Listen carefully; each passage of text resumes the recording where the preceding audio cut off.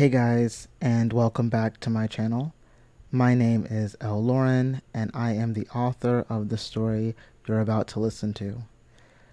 Before we get into the story this week, I want to thank you for helping me reach 1,000 subscribers. I literally couldn't do it without you guys, and I am so grateful that you guys are here every week listening to my stories and subscribing and commenting and giving them likes. It really makes my day, and I really truly appreciate it. The story this week is titled Adam. It is part of the Cockpit Club series, which is a series that centers around five guys who work at a club and they find their partners. I wrote this one in late 2021, early 2022, and it has my favorite tropes in it. If you've been here for a while, then you know my favorite tropes. At least one of my favorite tropes is opposites attract, and that is in this story. It also includes secrets and emotional and physical wounds. I'm sure I have more, but I can't think of them right now, so that's the ones that I can think of at the moment, and I'll let you guys get into it. Adam. The Cockpit Club, Book 1. L. Lauren. Chapter 1. Adam. He hopped out of a taxicab in front of a huge brick building, on a strip of other equally huge and brick buildings. This one had a small placard on the exterior beside the door. It read Ronin Park Chiropractic Services, and his best friend had suggested he drop in and get his back cracked by professionals. Adam Fire wasn't keen on getting his back cracked by anyone, really, but he had lower and upper back pain and sore muscles at the same time, and she promised he could help. According to his friend, Ronin Park was a magician with his hands and could erase all the pain in Adam's body if he let him. Adam wasn't convinced, but the man had an opening, so he took it, and here he was, standing outside the man's tinted door and holding his breath. He yanked the door open into a private, empty office, and a secretary looked up from her work. "You must be Adam Fire, Dr. Park's next appointment." "Yeah. It's 2 o'clock. She smiled politely and placed a clipboard on the edge of her desk. "If you wouldn't mind filling out our new client form and giving us your insurance information, if you have any." "Sure. No problem." Adam took the clipboard and wandered over to a seat, scribbling all the answers to the invasive questions before he handed it back. "No insurance." She reviewed it with a nod. "This means you have to pay at the time of services rendered." "Oh, you mean now?" "No, you can pay at the end of your service." You know I can go ahead and pay right now, actually." Adam reached into his pocket and pulled out his billfold. "How much?" $275, she replied. "All right." He handed over several $20 bills and a few $10 bills, but the rest of the total was given in 5s and 1s. The woman lifted her eyebrows and cleared her throat as she started counting, eventually handing $1 back to Adam. "You went a little over." She smiled. "Thanks. If you'd like to grab a seat and wait, Dr. Park will be with you shortly." "Thanks." He wandered away from the counter again, starting to lower himself into a seat before a man opened the side door. His voice preceded him, rolling like thunder. A gray-haired woman clutching her purse stepped out in front of him, nodding her head at everything out of his mouth before she reluctantly trudged towards the exit. The man's attention trailed away from the woman and locked on Adam. His eyes burned into Adam's skin as he studied a text message before tucking it away and looking up as well. As soon as he did, the chiropractor stole his breath. The man was stocky, built, and relatively tall. His honey-colored eyes shone with kindness, and his cheeks flushed. He cleared his throat. "You must be Adam Fire." His deep baritone voice rumbled, and he walked over to Adam, extending one of his strong hands. Adam took it. The man's touch sent electricity through him, and it stopped Adam in his tracks. His grip was powerful, but his shake was gentle and firm. "Yeah. I'm Adam. You're Dr. Park?" Adam's voice lifted. Adam was a dancer. He danced Thursday through Sunday at the local gay club, Cockpit Club. He was one of the favorites. The owners, the bouncers, and the patrons loved him, and he easily made a couple grand a week from private dances and exclusive time. Not that he did anything extra, but he had several patrons who liked to get him one-on-one upstairs so they could talk or dance. Most of his clients talked. They opened up about their old husbands or their old wives, their shitty jobs, whatever else. The point was he got touched a lot, but nothing stopped him in his tracks. Nothing had stopped him in his tracks in years, but the doctor's touch turned his muscles to jello and had his pulse galloping just from his lopsided smile, light brown eyes, and comforting handshake. But it was his job, wasn't it, to make Adam comfortable? Yes. Dr. Park, but you can call me Ronin. Oh. Adam nodded weakly. Ronin. Well, Ronin. I'm here for my appointment. He nodded. Come on to my office. The older gentleman touched Adam's shoulder as he led him through the lobby, down a shallow hallway, and into a private chiropractic office. It had a desk, a computer, and a treatment table. Ronin closed the door. Do you mind undressing from the waist up for me? I need to get a look at your back to make sure I don't do any damage. Adam bit his lip sitting on the treatment table, but turning around when Ronin told him to get undressed. What? I thought you could do the adjustment with my clothes on. I can in the future, but this is a consultation, so I need to get a look at your back if you don't mind. All right. Adam resigned, pulling his shirt over his head and dropping it beside him. His back was bare, but around his midsection he had old calloused scars peeking up from his waistband. He didn't mention them, though. This is fine? Ronin cleared his throat. Yes. It's fine. He pressed his hands into Adam's skin. A doctor's touch. It was nothing intimate, but it felt that way all the same. It felt like so much more, and Adam's heart surged in his chest, pounding against his ribcage as he worked. Adam shivered. How long have you been in this business? Nearing 20 years, Ronin replied easily. His hot breath traveled, tickling Adam's bare skin and inspiring a wash of goosebumps over his shoulders and down his back. I worked as a massage therapist before I opened my private practice. Oh. I can tell. Your touches, Adam's words cut off, but a little smile touched his lips. Thank you. I get that a lot. Really? You didn't even let me finish. My apologies. Ronin smirked back. Your touch is, Adam considered it, expert. My friend calls it magical. Thank you. I get that a lot. This time the doctor's voice had a little tease in it, and Adam smiled. So, you're having pain in your upper and lower back? Do you exercise? Regularly. High impact, medium impact, or low impact? The man's voice shifted from cordial to mechanical as he touched Adam. Medium impact most days. High impact on a few. Gym? Yeah. And an active job. You stand at work? Pretty much, yeah. A lot of movement at work. Ronin nodded. We'll take some x-rays this visit too, but I don't feel anything unusual and you're not in any unexpected pain, so everything will probably be normal on the x-ray, I'd guess. Cool, meaning? Meaning, I can have my secretary put you on the schedule for next week.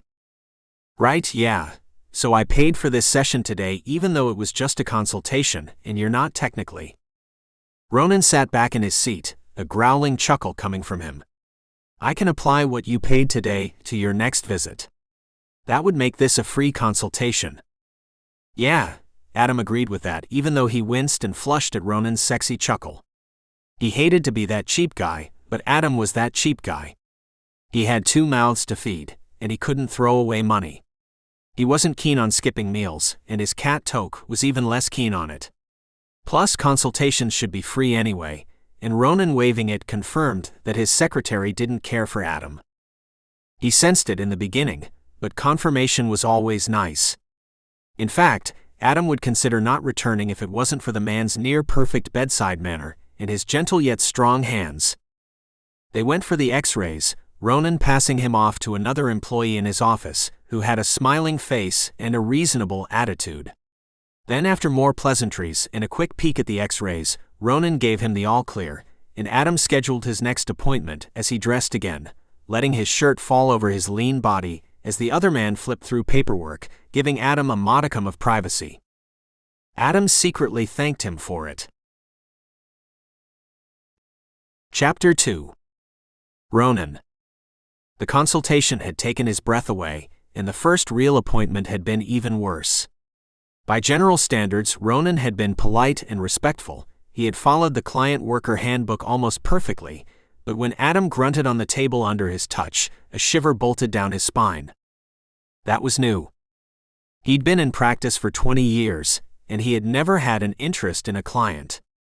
He was proud of that figure because so often, those lines get blurred when someone provides their client with something that makes them feel better. A sense of affection can easily bubble up. He'd heard of it many times, but it had never affected him until now. Adam, or Adam Fire as his file said, was the most gorgeous thing he'd seen this decade.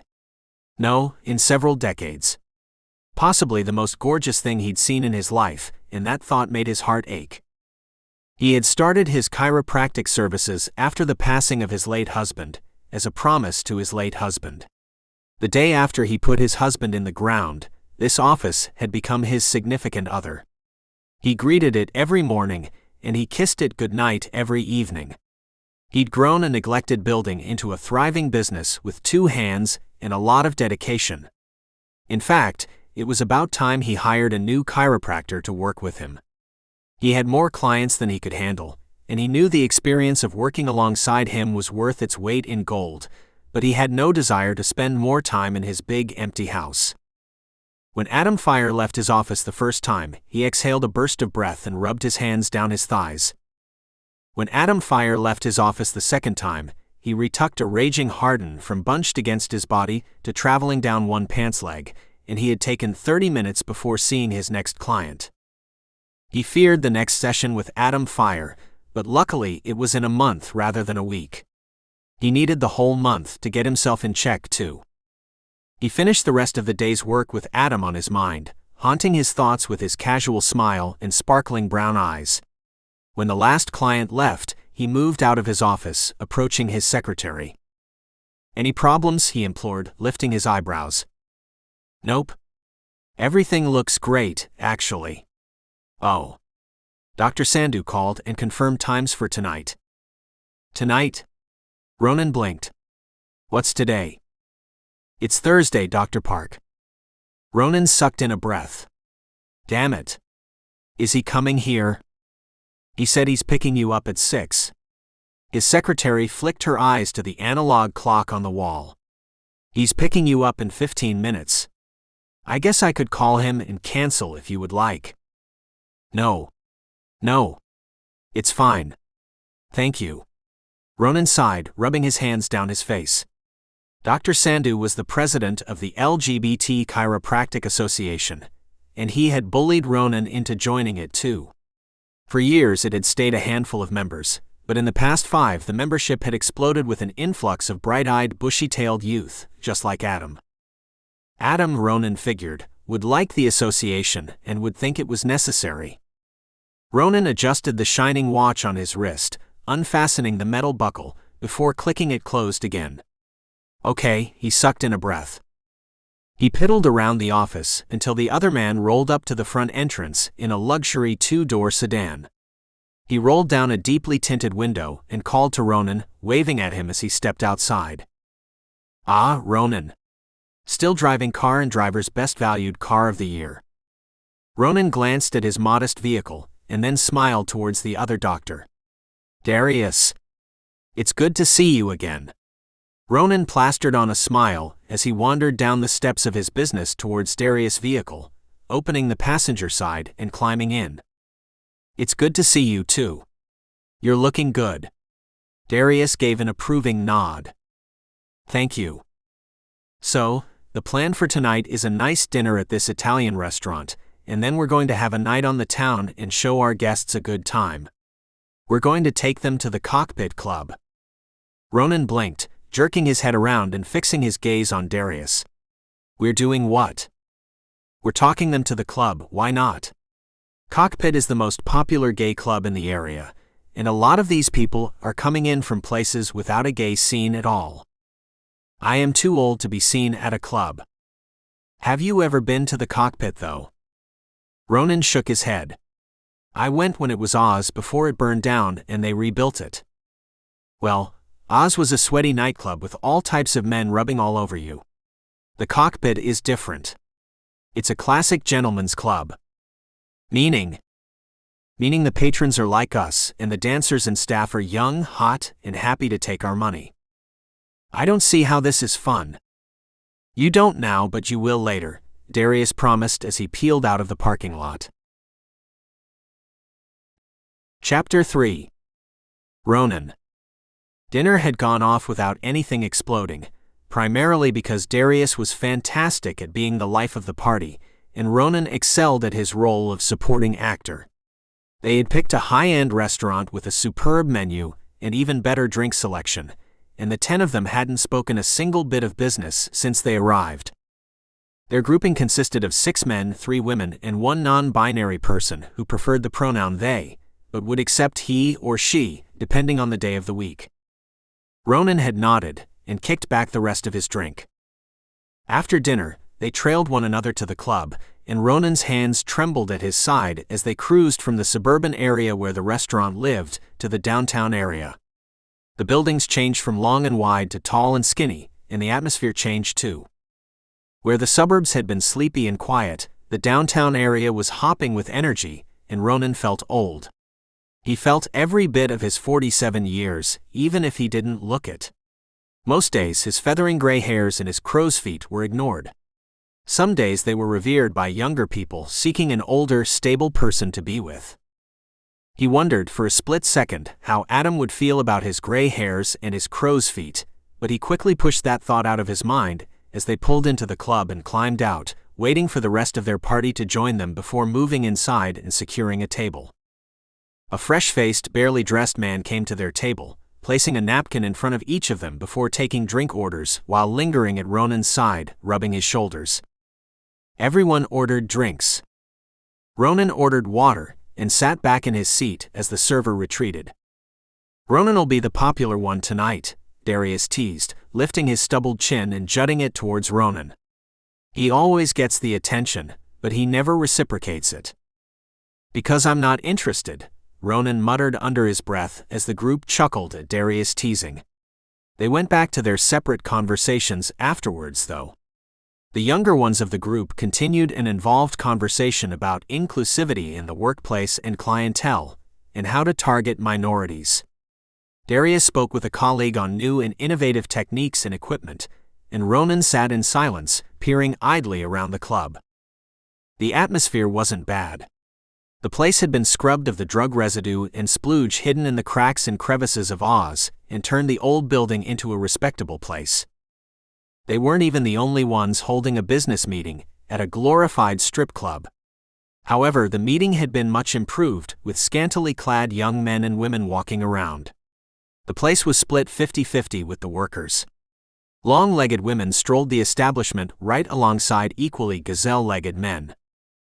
Of course, only one gender pulled Ronin's attention, and he found himself eyeing smooth asses and bulging fronts more than he would have preferred.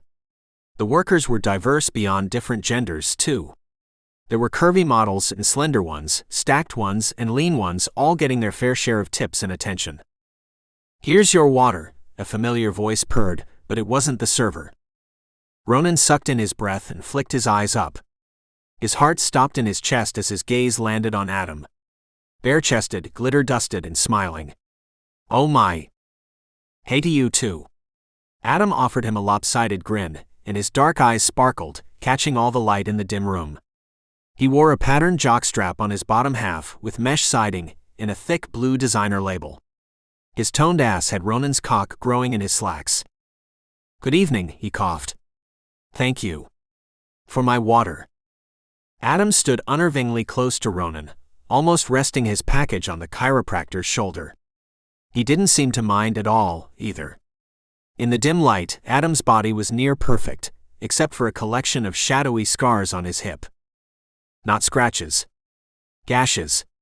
Gnarly winding scars that had taken a chunk of his muscle mass. "See something you like?" Adam said, eventually. No, Ronin stammered. Adam laughed. "See something you don't like?" "No," he groaned. The back of his neck tingled. There was only one way out of the question, and his stammering and Adam's laughter had pulled the attention of his colleagues. The conversation wasn't just them anymore, and Ronin's cheeks flooded with warmth. He was too damn old for blushing, but Adam dragged it out of him. And smiled as he did it. "Okay." The dancer let it go, and glanced around the rest of the table. He was quite good-looking, and Darius had already dug out his wallet, thumbing through it. "The server should be out with your drinks shortly." Darius fished two $20 bills from his wallet, and flagged them at Adam, who pretended not to notice at first, but when he did, he sucked in a little breath and exhaled in a charming laugh. He touched Ronin's shoulder at the same time. "Your friend is already first in line. I have someone you might like, though." He offered to Darius. "Is he your twin?" "Because?" Darius whistled and obviously dragged his eyes up and down Adam's form. Adam laughed. "Brothers from another mother, they say. Hang on. I'll get him." He squeezed Ronin's shoulder and bent down, pressing his soft cheek to Ronin's. "Sorry to throw you in the middle. I didn't want to dance with your friend." Ronin nodded. "Yeah, sure," he replied, loud enough for the group to hear. "Go ahead and get your friend, and then I'll have my time." He had never paid for a dancer in his life, but the words made sense as they tumbled from his tongue. Then he gulped his water, wetting his dry mouth and cracked throat. Adam grinned as he retreated, this time brushing his package against Ronin before he slipped away from him. Ronin rubbed his hands down his face and dug his wallet out of his back pocket, resting it on his thigh. "Hey. I didn't know you had already bought time with that guy. He's damn good looking, you've got good taste." Darius folded the two bills in his hand, tapping them on the counter as he stared after Adam. Yeah. I didn't think you came here often enough to have a dancer already picked out." Adam saved him by coming back into view with another man at his side. They were twins in body shape and stature, but Adam was much more attractive to Ronin. This is Blaze," he introduced the other man. The other man wasn't hard on the eyes, but Adam took Ronin's breath away. Blaze floated over to Darius and eased down near him, perching himself on the side of the table as they exchanged necessary pleasantries. Satisfied, Adam turned back to Ronin with a growing smile. "I didn't expect to see you here, like ever." "I didn't expect to see you, either. You said you work on your feet all day." Adam shook his head. "I said something like that, and you didn't inquire further. The real question is, why are you here? Do you ask people why they go to the grocery store?" "Dr. Park," Adam purred, rolling Ronin's name over his tongue, "this isn't a grocery store. Call me Ronin. How much is the dance?" "A private one. $40, but it's not worth the price." "Don't worry about it. I'll take it out of my earnings for the night." "Come on." "I'm not sure." "Not sure what?" "You'd rather spend time down here talking about business than upstairs talking about literally anything else? You're off work and you're at a strip club. Let me show you a good time." "Adam? Please?" The man fluttered his big sweet brown eyes, and the last of Ronin's resolve disappeared. "Okay." He cleared his throat, took a long gulp of his water, and stood up, adjusting his clothes on the way. He hadn't noticed it in the office, but Adam was just a few inches shorter than him. The perfect height for a hell of a lot of things. Adam took his hand, sliding their fingers together as he led him through a growing crowd of people. They ascended a staircase and wandered down a shallow hall until they reached private individual rooms. The dancer ushered him into one and closed the door behind him. The room was simple, and not much bigger than a luxury bathroom. It was equipped with a minibar, a table, and two chairs, though one looked untouched while the other was well worn in. Ronin adjusted his watch, twisting it around his wrist as he stood just inside the room. How much is this space? For an hour. Like $200 or something. I know it's a lot, but it's so we can pay the house for the space and then still have a reasonable take-home amount. It's also used for parties sometimes, so splitting it like 5 ways would be what, $40 each. Yes, Ronin murmured. I am surprised you don't get to set your own price. Oh?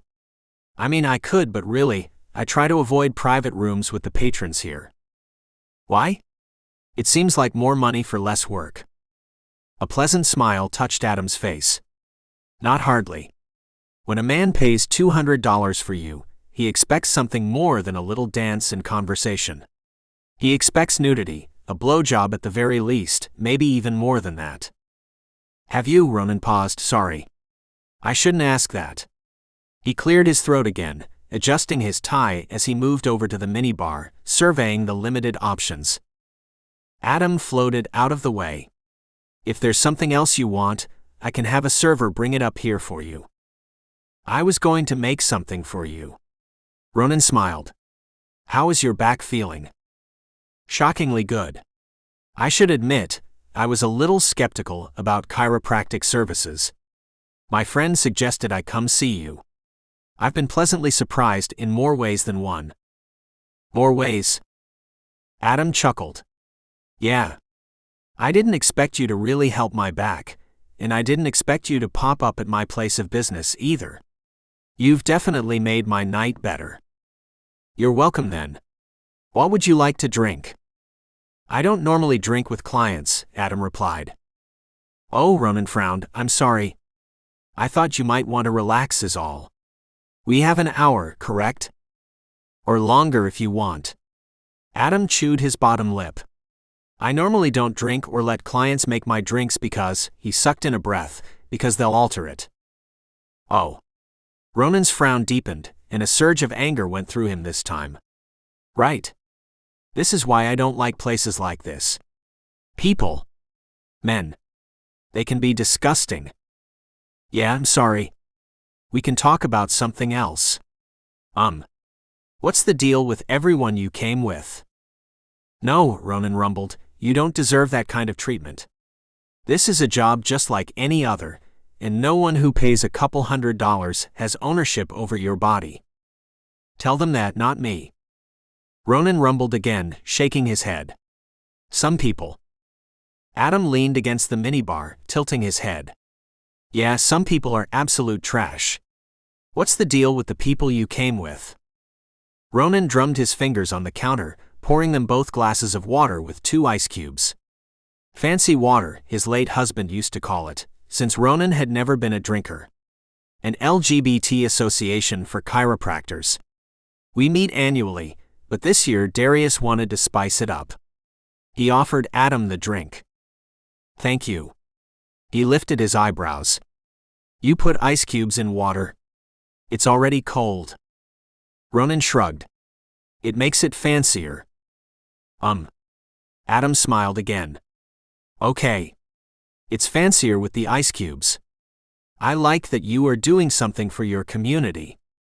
Thank you. Ronin took his water and finally sat down in the well-worn chair. Adam followed after him. Do you mind if I sit? No, not at all. Good.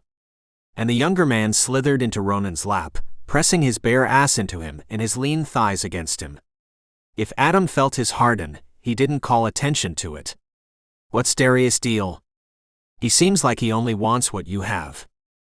Why do you say that?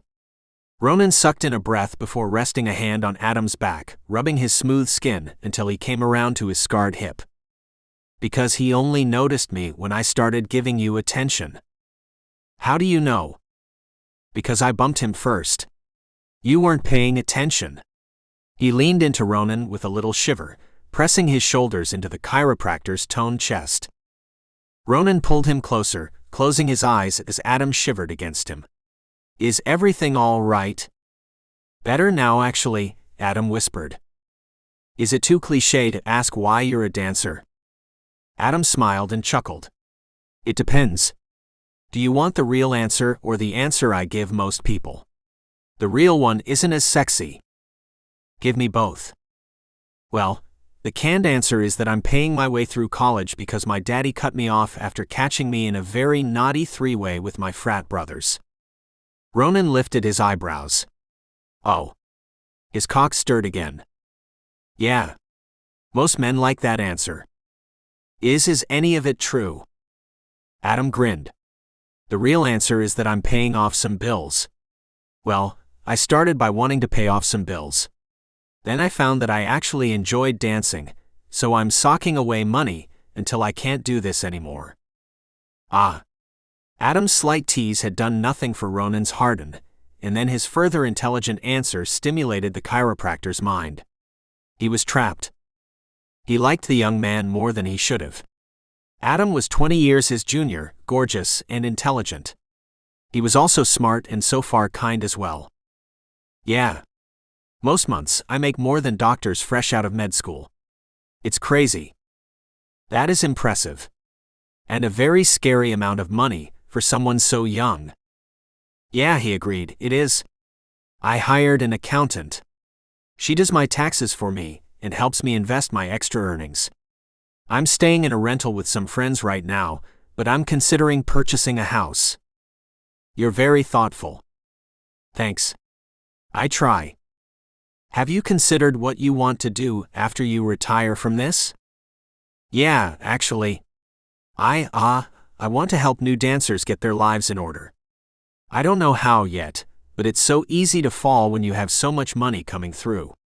It's easy to spend and buy fancy cars and big houses, and then be at a loss when you're not making the money you used to make.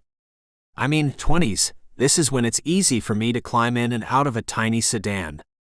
When I get your age, I'm not going to want to have a car older than me. Adam giggled. I want to enjoy how hard I've worked. He shifted his position, stretching over Ronin and combing his fingers through his hair. Ronin wrapped his other arm around Adam, cradling him now. Understandable. At every extra touch, Ronin's harden raged. He was dizzy with a thrilling excitement, but he listened to every word. Adam giggled. Yeah. By then, I also want a man to share my hard work with, someone who is as dedicated and passionate as I am. I want them to also be close to retiring. They will have to be older. I know. I like older men. Men my age are still playing in the sandbox trying to collect as many toys as possible. Toys? Toys? Adam smoothed Ronin's hair. What about you? What about me? Have you thought about your retirement? I am old. Of course, I have thought about my retirement. But I enjoy working. Retirement isn't the same when you work for yourself, as opposed to working for a company. Adam chuckled. I know. Have you been saving? That's a twist. A younger man asking an older one if he's been saving for retirement. It's something to think about. Adam sipped his water and then sighed. I would like to dance for you, though, if you want. Dance. His harden had softened a beat, but at Adam's offer it sprang up again, tightening Ronin's slacks. For me. He knit his eyebrows. Adam nodded. I like dancing and I kind of like you. You're very sweet, and you're not like the rest of the men that come in here. How's that? His voice cracked over his words, and his cheeks flushed as Adam slithered out of his lap. If the dancer hadn't been aware of his excitement, he was by the time he stood up. I mean, you're not desperate, hungry, or hiding from a wife at home.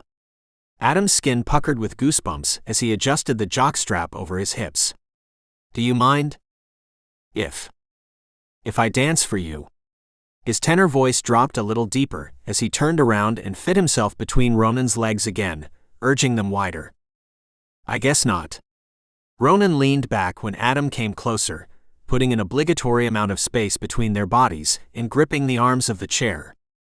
You can touch me if you want. I thought there was a no-touching rule, Ronin murmured. There is. Adam rolled his hips, pressing himself into Ronin's chest as a new song started. I hope you're enjoying the story so far. If you are, please subscribe to my channel and give my video a thumbs up. Thank you. Chapter 4. Adam. One dance turned into 3 dances, and 3 dances turned into 6, until Adam had been dancing for a solid 15 minutes, and moisture was staining the front of Ronin's pants. Adam not so secretly reveled in the how excited Ronin got for him. There was something raw and sexy for the other man to be so primally attracted to him, so hungry for him, but also be so polite about it. Adam was used to men snatching at his ass when they wanted his attention. His clients did it, and his ex-boyfriends did it as well, but Ronin was different. Adam could see his excitement and hunger plain as day on his face, but the man kept his hands at a safe 9 and 3 on his hips. Respectful. The hunger, however, turned Adam on. He was sick of men his own age, and Ronin made him want to try something a few years older. Ronin had excited him from the moment he saw him blocking the doorway to the hall in his office. The man's broad shoulders filled the doorframe, and his monolithed eyes were relaxed and kind. They were as inviting as his touch. His sensual dancing had quickly become something more after the 6th dance. Adam relaxed in Ronin's lap, facing the other man and pressing his front into him, grinding against him, swirling his hips. Ronin responded with slow, cautious movements of his own and strengthened his grip at Adam's hips. Strong thumbs dented the dancer's belly. Adam understood the appeal of the private rooms then. If he were with a lover, if it wasn't work, the throbbing boom of music and the roar of voices downstairs could easily be the soundtrack to a steamy session. He trembled, hands cupping Ronin's face as the 7th dance came to a slow end. There was a brief intermission. Silence and arousal were thick in the room, and Adam shifted against Ronin's cock. Ronin responded, pushing back against him, but he was still a gentleman. And for that, Adam wanted him so much more. He trailed his hands along the man's weathered skin, cupping his face and lifting his strong chin, peering into his light brown eyes and searching them. "Kiss me," Adam whispered, flicking his eyes down to the man's parted lips before back to his eyes. "Are you sure?" Ronin rumbled. "Very," Adam replied. The older man nodded, brought a hand to the back of Adam's neck and yanked him into a kiss. Chaste. But then he growled and went for another, gripping Adam's hair as he pressed their lips together a second time. Ronin took control, guiding Adam's lips apart, exploring the caverns of his mouth. He was forceful but genial at the same time. Knowing and patient as well. Adam moaned against him, and his eyes fluttered closed as his heart soared. Fireworks exploded in his ears as his stomach turned over, sending a wave of pleasure through him, forcing a few beads of moisture through the length of his cock. He stained the patterned fabric of his jockstrap and groaned as he did. "Fuck." Ronin released him after the 2nd kiss, and his lips throbbed. He brought his fingers to them, touching them and regarding the other man in shock. He was speechless and also more aroused than he had ever been in his life. "I should go," Ronin rumbled. "My friends will start to wonder soon." Adam bit the meat of his middle finger as a harsh wave of excitement went through him. He arched his back, pushing his hips forward as his hidden cock begged for attention, and his leg bounced on its own. Fuck again. How was he this excited from one kiss from a complete stranger? Ronin froze as Adam moved, but when the dancer stilled again, he lifted him off his lap. Muscles flexed as strong arms gripped Adam's sides. They traded places, and Ronin eased Adam back in the chair. Their eyes locked on each other. Adam writhed in the chair, hard nipples pointing to the sky, cock still straining his jockstrap. It throbbed, lifting the elastic waist from his lean torso. Ronin tore his eyes from Adam's and flicked them down to the other man's cock. His eyes sharpened with hunger again, and he licked his lips before adjusting his blazer on his shoulders and his tie around his neck. Ronin's harden was just as easily displayed, tenting the front of his slacks, pushing the hem of his jacket to the side. It looked delicious trapped under those layers, and Adam's mouth watered for it.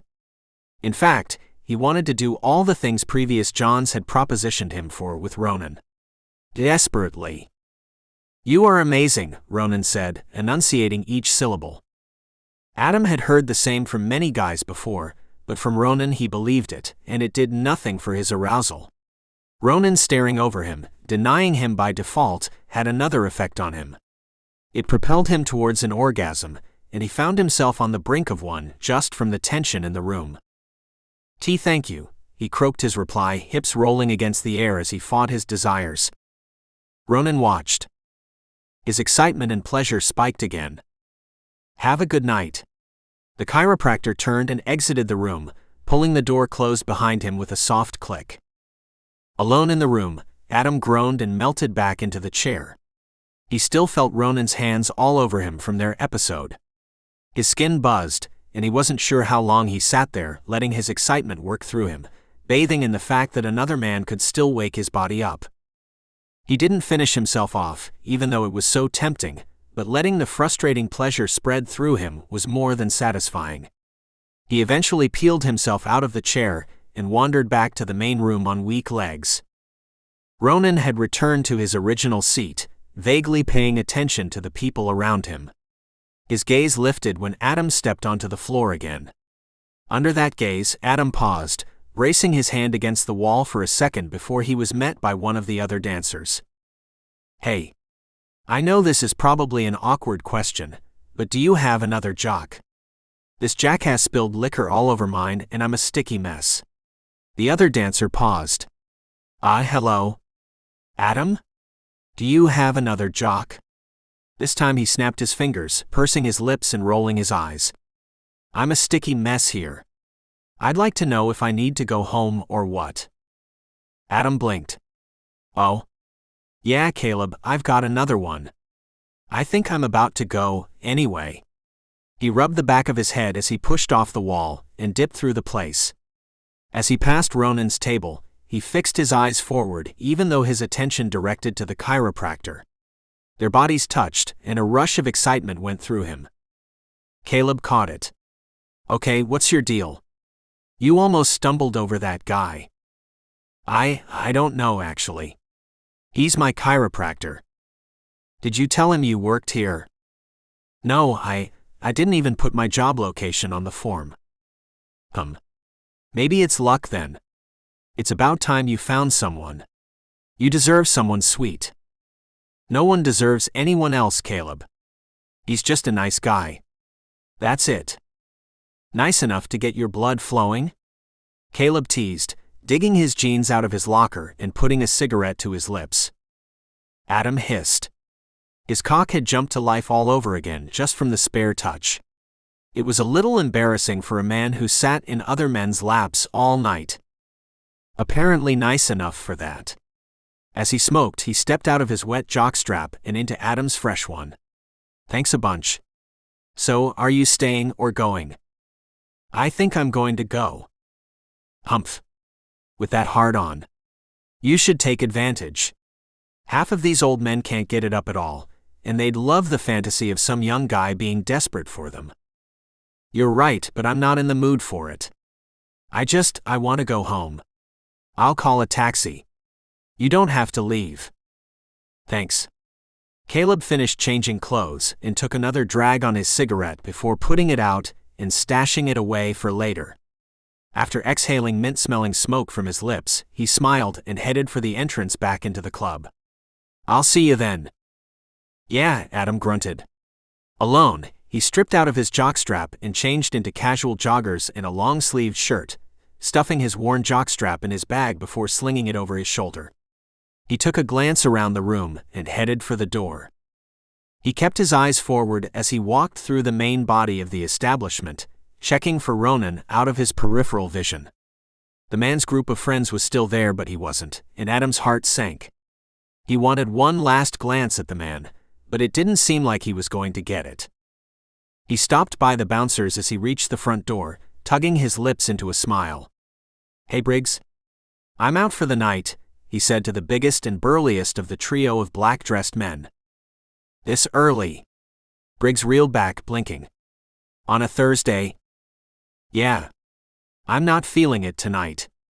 I think I've been burning it at both ends too much, and I want some personal time. Adam shrugged. Well, okay then. You still on the schedule for tomorrow, or should I take you off? Leave me on. I should be good with 1 night of rest. Cool? After a nod, the bouncer tallied Adam's public dances and upstairs time, and Adam handed over most of his earnings for the night. He handed it back to him, along with an extra $200. What? What are you doing? Oh, the client you took upstairs left you a pretty substantial tip. It pretty much covers your fee for the night with a little extra, so, happy birthday? Did he leave? Adam asked, studying the ground before flicking brown eyes back up to the other man. He stepped outside a bit ago. Did he say anything? Briggs shook his head. Nope. None of us heard anything anyway. Cool? Adam pocketed the extra $200 and then stepped outside, greeting the cool night air with a shiver. He dug his cell phone out of his backpack and put it to his ear as he paced the sidewalk in front of the building. 2 rings and a tired woman answered. How can I help? Can I get a taxi to the Cockpit Club? Sure. When? Now please. The woman was silent on the other end for a few seconds.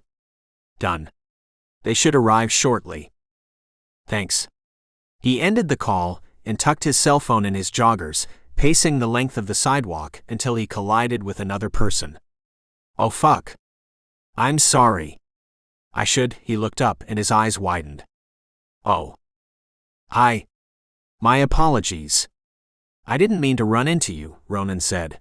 I was on my way back inside. Are you leaving for the night? Adam stared, eyes growing even wider and heart thudding against his rib cage. You're dressed. I should assume so. I can walk you to your car if you'd like. Adam coughed, I don't drive. I'm waiting for a taxi, he stammered. Ah. Well, I can wait with you. You don't have to do that. You should go back inside and join your friends.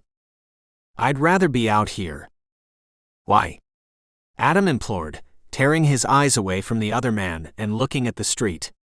Orange-tinted streetlights reflected off the asphalt, sparkling in the darkness. The street view was unusually clear due to heavier policing and a push for easier front access. In Adam's opinion, it made the place look empty, but there had been an increase in new customer walk-ins over the past few weeks too. Not that Adam liked walk-ins. They tended to be cheap and drunk. The company is better, Ronin replied. Heat rose on Adam's face. It's going to take a bit for the taxi to get here. I could take you home then. Ronin rendered him speechless for a second time. I'm sorry. I shouldn't have offered. It's not safe for you to get in the car with a complete stranger. You're not a complete stranger, Adam croaked. This is my 3rd time seeing you, and you have a lot to lose if you're a killer.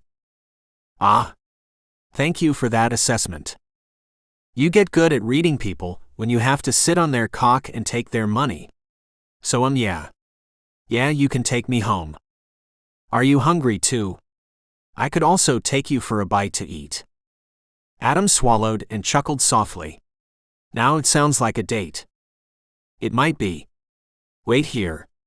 I need to go inside for a moment.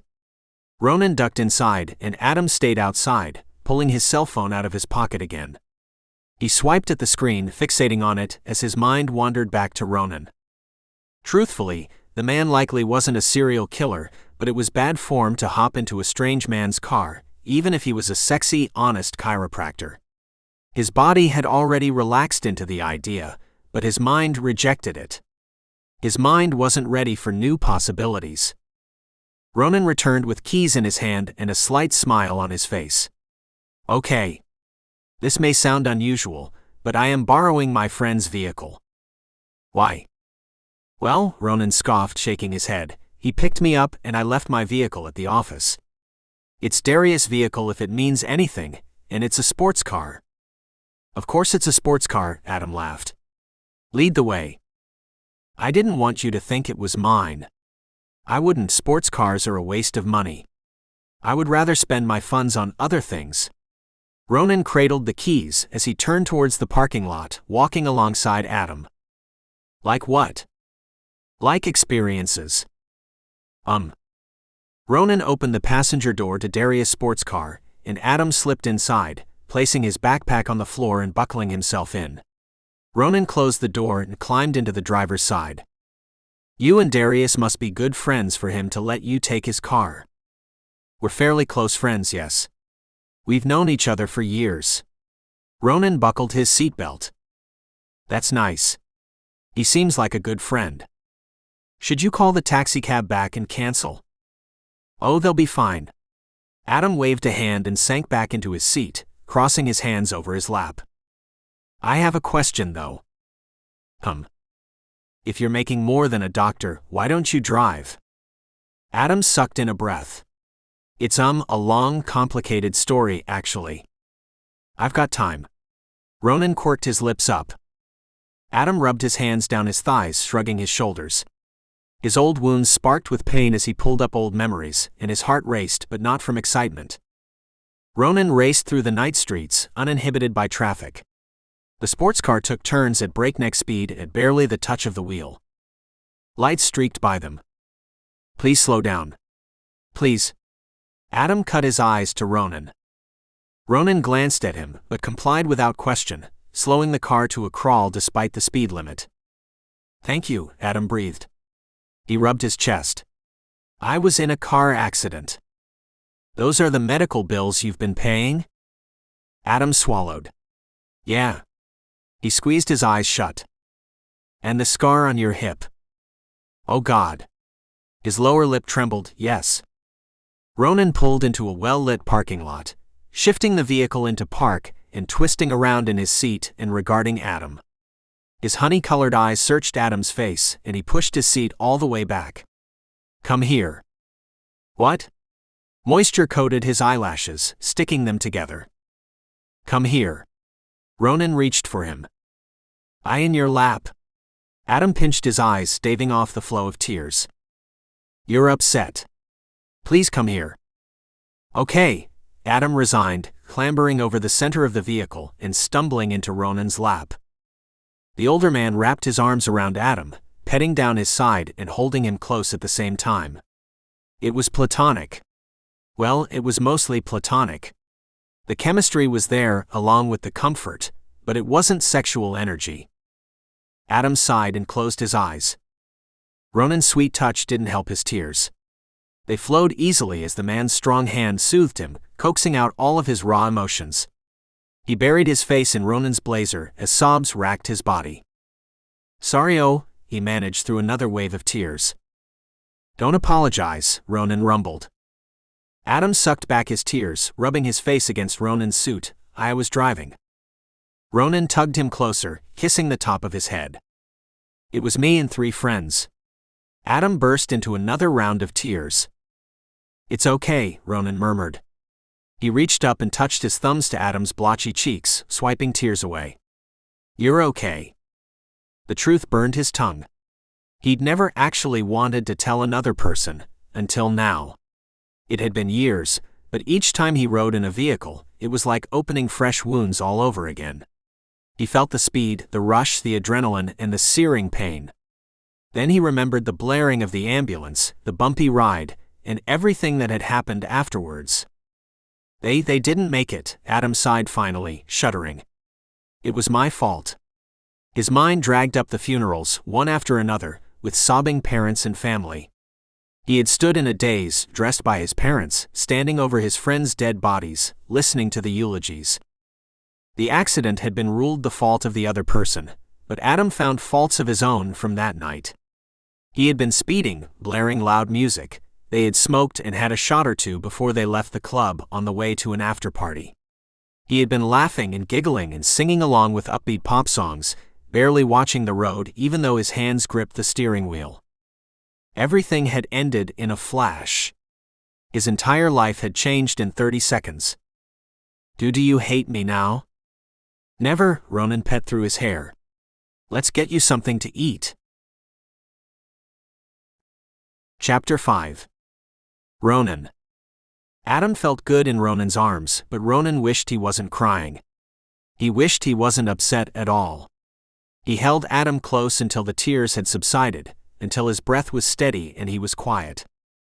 I'm sorry for ruining your night. Adam finally sat up, rubbing his face with his sleeves. He was gorgeous, even with puffy red eyes and splotchy cheeks. You haven't ruined my night. Adam crawled back across the vehicle, settling in the passenger seat with his legs pulled into him and his arms tucked between his body and his thighs. His eyes traveled around the interior of the sports car before he peered outside. You can just take me home if you want. I promised you food, so we'll get food. What would you like to eat? Burgers, I guess. With a nod, Ronin cranked the vehicle again and cruised back into the street. He drove under the speed limit, creeping along the night streets until he pulled into a 24-hour fast food place. Adam ordered a hamburger with bacon and cheese, and after much surveying of the menu, Ronin ordered the same thing. He handed his card to the young woman at the first window and accepted bags of food at the second window, passing them along to Adam, who checked them with a hungry moan and an approving nod. His distraught expression had dissolved, and he munched on French fries as Ronin nestled 2 large drinks in the drink holders and asked for extra napkins and ketchup. Adam chuckled. What is it? Ronin accepted the extra items and placed them inside one of the bags before he thanked the worker and rolled away from the window. Nothing. Just, he laughed again. Older men ask for napkins and ketchup is all. Do we? Ronin smiled. You need napkins or your fingers will be sticky, and if you don't want the ketchup, it can be saved for another time. Old, Adam groaned, still laughing. His energy had improved with the affection and the warm fries he was stuffing into his mouth in clusters. All right. I can't deny it. Ronin took a parking space and turned off the vehicle again, grabbing the bag Adam wasn't eating from and setting it in his lap. Yeah. Adam licked his fingers. I had to walk with crutches for a long time. The doctor didn't think I would ever walk normally again just because of the muscle scarring, but here we are. He shrugged. Yes. Here we are. Ronin ate as well. The rest of their meal was small talk, mulling over the latest movies, the latest songs Ronin had only heard through his office speakers, and classic novels that they both had read in school. Despite the age gap, they had plenty in common, and talking to Adam was easy. The conversation flowed out of him, and there were few lulls. They talked all the way through the ride to Adam's place, too, and sat in the driveway, continuing an animated conversation about healthy food and the marked differences between fad diets. Adam wrinkled his nose at most, and Ronin smiled. His intelligence impressed Ronin at every turn. After 2 hours of conversation, Ronin glanced at his watch. Oh? I've kept you very late. You should go inside and get some rest. You're kicking me out now? Adam smiled, dark eyes glittering as he sipped the last bit of his soda. I am not, but you left the club early and here we are talking for hours. I like the company. I have enjoyed myself as well. You should walk me to my door. Adam abandoned his paper cup and peeled out of the vehicle, throwing his bag over his shoulder. I can, yes. You live with others. I do, but they're probably not home right now if you're concerned with them seeing you. I am not. Ronin climbed out of the vehicle, adjusting his blazer on his shoulders and combing his fingers through his hair. He wasn't nervous. He had been curious. In fact, he had hoped Adam's friends would be around, so their interaction could end at the door, so his mind wouldn't conjure up extra possibilities. As it stood, now that Ronin knew they were alone, his arousal stormed to the forefront of his mind. His cock stirred in his slacks, teased by their game at the club and Adam's consistent casual flirting. He knew what he wanted. He wanted to push Adam through the door, back him into his room, and chart a path across his body. He wanted to explore every inch of him with his mouth, bring him to a climax, and then start over again until Adam cried out in his pleasure. Are you coming? Adam prompted. Yes. Ronin met Adam at the sidewalk, placing a hand on the small of his back and strolling up the pathway to the front door. Adam pulled his keys from the front pocket of his backpack and inserted it in the door, swinging it open to a comfortably messy place.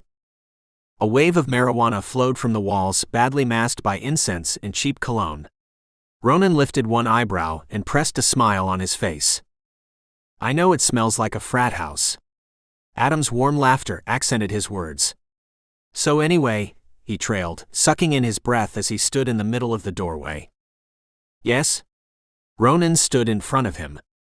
Their eyes met, and Adam's hunger shined in his eyes. His belly was sated, but he was still begging for more. Adam drummed his fingers on the doorframe, arching in his tennis shoes. His cock pressed against the soft fabric of his joggers. Do you want to come in for a second? Adam's nostrils flared, and he flicked his eyes down at Ronin's crotch before back to the older man's face. Maybe a second, Ronin's voice deepened. His lips parted, and he tasted Adam's arousal from the air. Adam stepped backwards, and Ronin followed him, swinging the front door closed behind him and scooping the smaller man into a kiss. He cupped Adam's face in his, devouring him with a hungry growl. The dancer responded with a moan, and before Ronin could stop himself, they had stumbled through the house, up a carpeted staircase, and disappeared inside a large bedroom. Unlike the rest of the house, the bedroom was clean, but Ronin wasn't paying attention to the clear floors, kept bed, or clean dresser. He was paying attention to Adam. Adam ripped his shirt over his head, tossing it to the ground, and he dropped his joggers to the floor too, standing bare in front of Ronin with blazing eyes and a raging harden. Ronin stared, drinking him in. You're beautiful. Adam flushed. Thank you. After a weak nod, Ronin shrugged out of his blazer, draping it over the bed, and reached for Adam again. He caressed his warm body, cupping his ass and sliding his hands up the lean slope of his back. He dipped his head, taking his lips again. Ronin grunted and browsed Adam's shoulders and neck, doting kisses along his blazing skin. Adam tilted his head, exposing the long column of his neck and resting a hand on Ronin, gripping the meat of his shoulder. Fuck. I like that. Ronin continued, sweeping down his torso, brushing over his nipples. He crouched in front of the younger man, leveling his eyes with his crotch and pressing his lips into him again. Not his cock. He kissed sharp cut lines, sending a shiver through Adam's body, and inched upward, moving soft lips across torn skin. He kissed Adam's scars. Adam gasped. You're so beautiful, Ronin repeated, working back towards the center of his body, towards his core. He kissed the ridge of Adam's cock, licking from the base of it to the swollen head and taking the head into his mouth. Thank you. His words were stammered this time, and Ronin groaned around him, swallowing him down. It had been years since he'd had a cock in his mouth. Not since his husband, but Adam was the perfect candidate to break his fast. He smelled heavenly, like sweat and vanilla mingled together, and he tasted just as good. Ronin braced Adam's ass, holding him in place with a strong grip as he sucked him, showering his cock with hungry affection until the head of it pulsed with excitement, swelling and shrinking. Adam's hips danced, and he exhaled in a heady chuckle, sucking in his breath as Ronin sat back on his heels. Oh fuck. Adam shuddered. And more. I have condoms. Adam pointed to his dresser. And lube. Ronin rumbled, curling his fingers around Adam's cock and stroking him. More. The younger man nodded. His skin flushed at his shoulders, on his cheeks, and around his cock. The swollen head was purple with arousal, and Ronin's tongue idly teased taut skin. Yeah. Please. God, please. I've wanted you since the first consultation. Me too, Ronin admitted. He eased back to his feet, kissing Adam's lips again before backing him into the bed and urging him down on top of it. He braced his weight with his fingers and hovered over the smaller man with his fists supporting his weight. He was still dressed aside from his blazer, while Adam was completely naked. He liked the difference there, too. He freed himself and fumbled with the condom, sliding it over himself, and coated his fingers with lubricant, rubbing them along Adam's hole. He thumbed him, then he fingered him and bent for another kiss. The dancer was a treat. Adam rolled his hips into Ronin when his thumb penetrated him, and his voice rang out in a moan. It was easy to pry moans from Adam, and Ronin loved each one. By feel, he guided himself into Adam, pushing into him with a grunt and easing inside until his hips met the back of the dancer's thighs. Adam quaked under him, rewarding him with bubbling moans, and he gripped the sides of Ronin's shirt, dragging their bodies together and begging for more kisses. He obliged as he moved his hips in a slow dance reminiscent of how they had played earlier, letting Adam's pleasure build, and then slowing down again when his moans ramped up, keeping him right on the edge. "Please." Adam tore his lips away, and his arms pushed against Ronin while his legs pulled him closer, twined around his thighs. "Stop teasing me." "I'm so close," he begged, trapping Ronin in another kiss afterwards. I'm not ready for this to end," Ronin gasped in reply. "You're so sexy." "Thanks," he stammered as Ronin continued, moving his hips in a fashion that came with a combination of skill and age. His shirt clung to his back as a sheen of sweat formed, cooling hidden skin. Adam glistened. His sweat matted his hair to his skull and flushed his angelic cheeks. Ronin kissed and nuzzled into him, combing through his hair as he focused on getting them both to climax. He dug his hips into Adam's ass with each thorough stroke, and he felt the hard ridge of the younger man's cock against the buttons of his shirt, pressing his shirt into his tensed abdominals. His sweat glued his shirt to his body, and Adam's excitement did the same. It pulsed against him, but this time he didn't slow down. He carried Adam to his orgasm, and the younger man tightened and bucked. Adam's muscles clenched, and he lifted off the bed as each wave of pleasure coursed through him. The dancer shot jets of cum between them, half of it landing across his flushed chest while the other half soaked into Ronin's shirt. "Fuck," Adam whined. His back curled the other way, pushing back into the bed. Ronin didn't last long after Adam. His sweet moans and his tight muscles pulled the chiropractor over the edge with him, and he found himself burying moans in haphazardly stacked pillows. His heart pounded as his own orgasm spiraled through him, swallowing every other feeling and taking over his entire body. He jerked his hips and hollowed his stomach, panting against Adam's face. He buried his nose in the other man's wild hair, enveloping himself in his scent as his body slowly came down from that peak. Fuck, oh fuck. Adam sighed, rubbing his hands over Ronin's shoulders. "A moment, and we can go again?" "What?" Ronin stammered. "I want to go again, but I need a second." Yeah, he cleared his throat, "yeah. We can do a round 2. Chapter 6. Adam. 3 orgasms.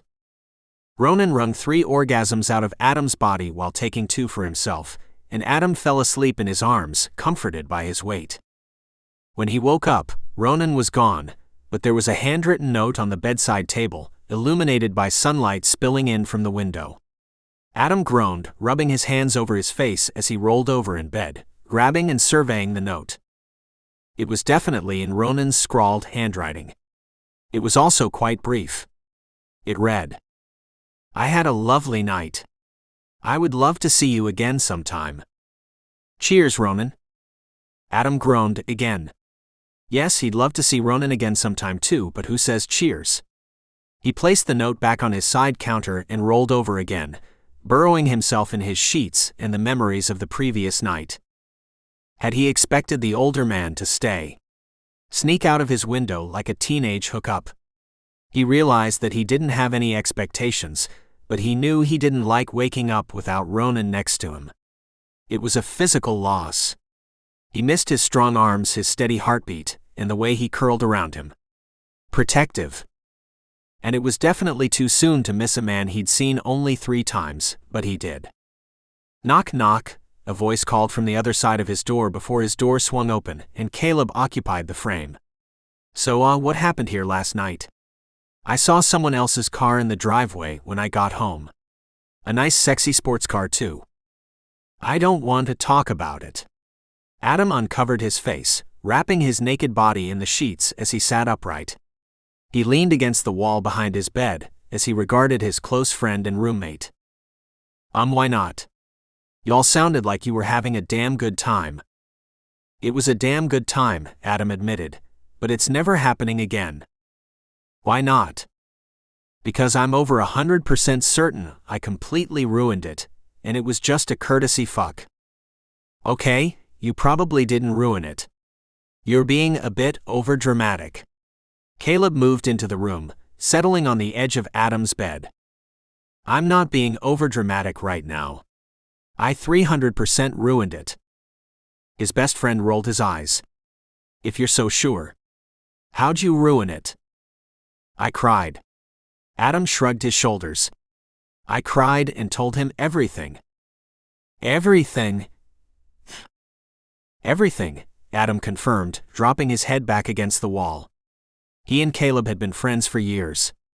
Through it all. He was the only one of their teenage friend group that hadn't been in the car that night, because he had been grounded for sneaking out and being caught with marijuana.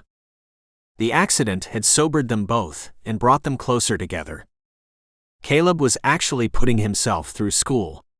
He had put himself through therapy too, and he was just shy of being an actual genius. His parents, of course, thought he wasted his brain on dancing, but his game was the clients, and winning meant tips and affection for minimal work. Caleb had his problems too, but they were close. They always had been. And then what? And I cried. Like a fucking baby. An ugly, disgusting mess. And then he still brought you home and came upstairs with you. Yeah, to avoid outright rejection. Maybe. Don't write it off just yet. Who was it anyway? Adam bit his bottom lip. Well? Remember my chiropractic appointment? Yeah. You met someone there? Sort of, yeah. Like the doctor? Adam laughed softly, wincing at the same time.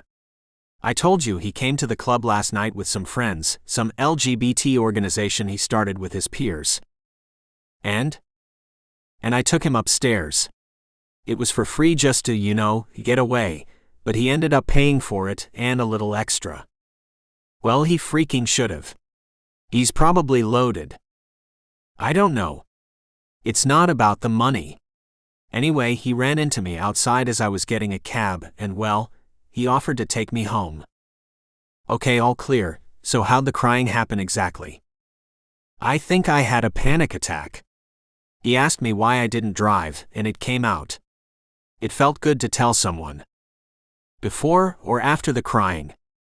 Both. More so after. The sex was even good. It was so good. Okay, so? I'm sure you're fine. I'm going to cancel my appointment with him. Why? Conflict of interest. Or schedule your appointment at the end of the day, and you can have sex in his office. I think I'm just going to cancel my appointment and move on.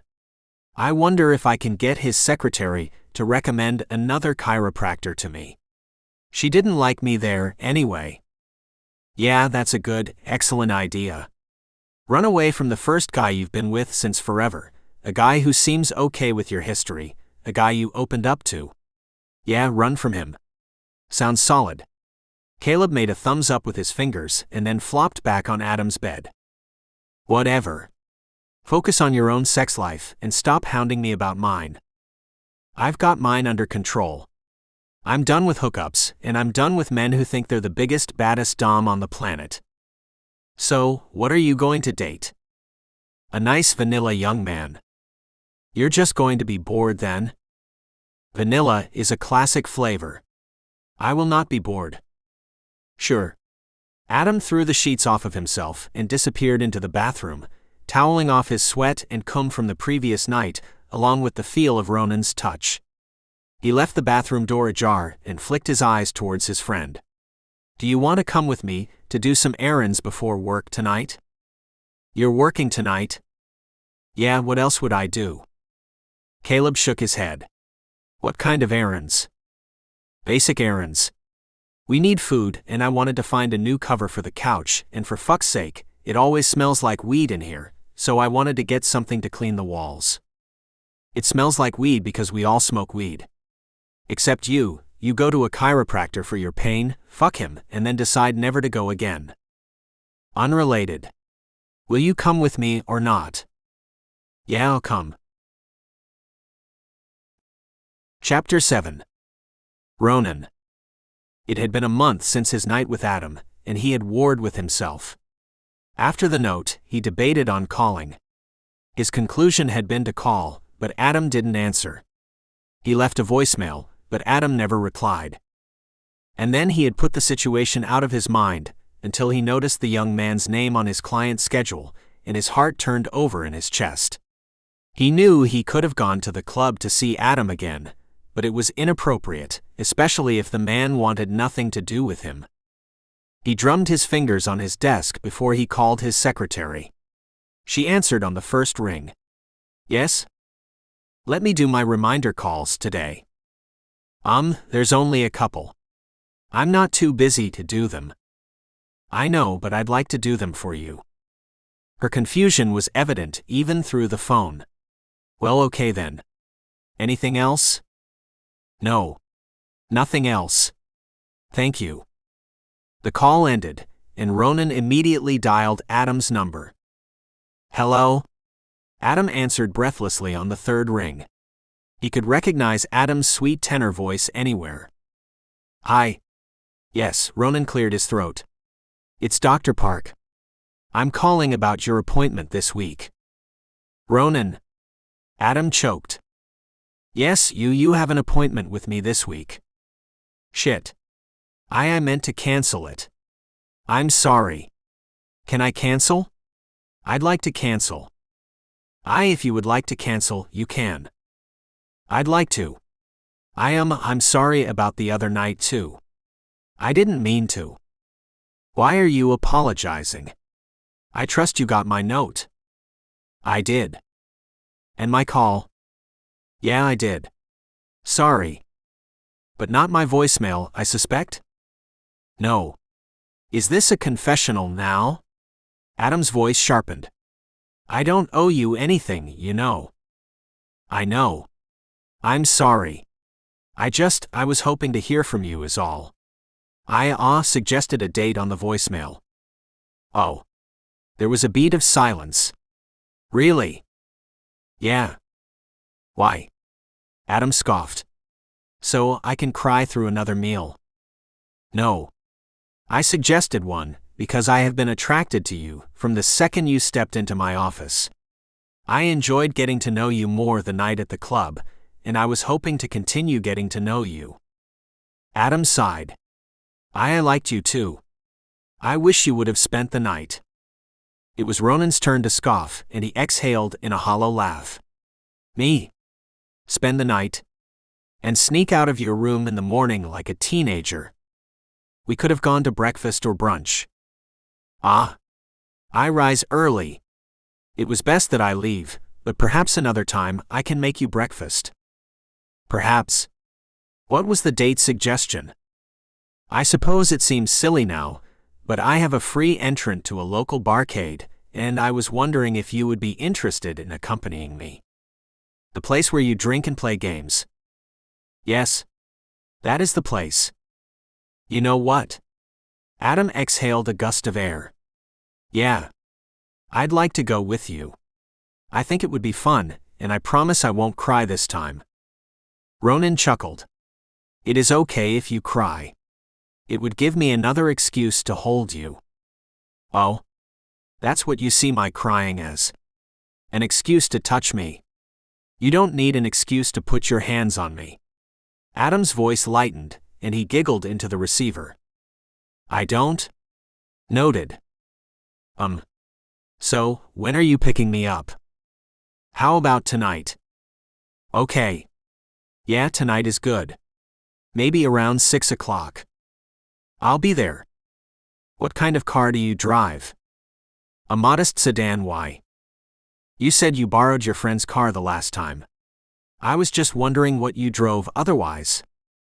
A modest sedan. I don't believe in putting too much of my money in depreciating assets. Smart.